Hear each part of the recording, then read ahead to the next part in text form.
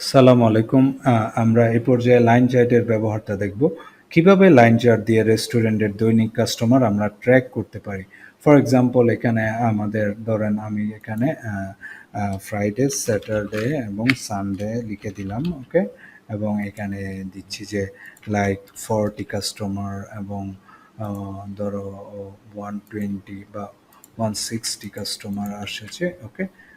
তাহলে সিনারিও হলো ১ সপ্তাহের মধ্যে কাস্টমারের সংখ্যাটা আমি জানতে চাই।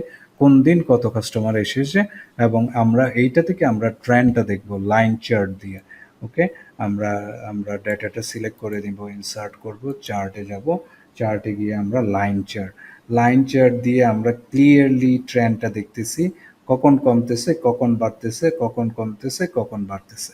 তাহলে আমার আমার মানডেতে আমার আমার আমার কাস্টমার ছিল 150, টুইসডেতে এসে কাস্টমার আমার কমে গিয়েছে লাইক টুইসডেতে কত হয়েছে 120, আবার ওয়েডনেসডেতে গিয়ে কাস্টমার বেড়ে হয়েছে 140 এবং বৃহস্পতিবার থার্সডেতে এই কাস্টমার বেড়ে হয়েছে কত 160 এবং ফ্রাইডেতে সবচেয়ে বেশি কাস্টমার 180 এবং স্যাটারডেতে আবার কমে গিয়েছে লাইক 140 এবং সানডেতে আবার কিছু বেড়েছে 160। আশা করছি বুঝতে পেরেছেন কিভাবে লাইন চার্টটা ব্যবহার করছি আমরা।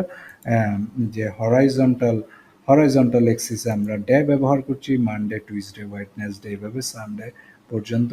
আমরা কাস্টমার্সটা রাখছি ভার্টিক্যাল এক্সিসে এবং এখানে 0 থেকে 200-র মধ্যে আমরা একটা রেঞ্জ সিলেক্ট করে ওই ডাটাটা রিপ্রেজেন্ট করার চেষ্টা করছি। সো এই ডাটাটার মাধ্যমে আমরা বুঝতে পারছি যে সবচেয়ে বেশি সেল কখন হয়েছে, সবচেয়ে বেশি কাস্টমার কখন এসেছে।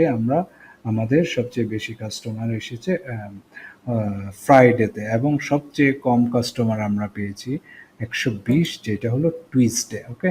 টুইসডেতে আমরা সবচেয়ে কম কাস্টমার পেয়েছি এবং এবং এখানে ফ্রাইডেতে আমরা সবচেয়ে বেশি কাস্টমার পেয়েছি। আশা করছি বুঝতে পেরেছেন। নেক্সট ভিডিওতে দেখা হবে ইনশাল্লাহ। আসসালামু আলাইকুম।